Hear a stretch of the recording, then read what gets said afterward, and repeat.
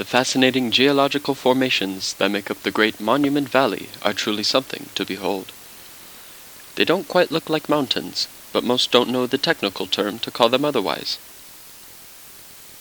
These mesas, buttes, and spires are scattered across the flat desert landscape in a way that seems unnatural.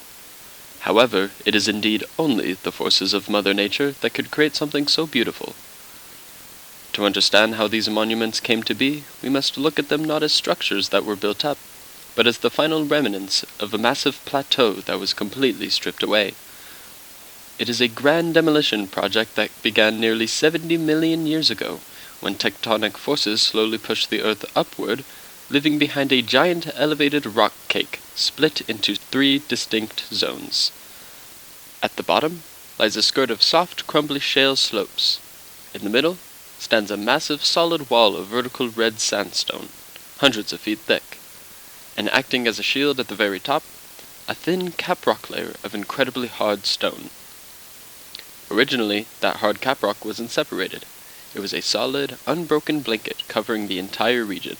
But when the Earth pushed upward, it cracked the land like a giant sheet of stressed glass, creating a massive grid of deep fractures.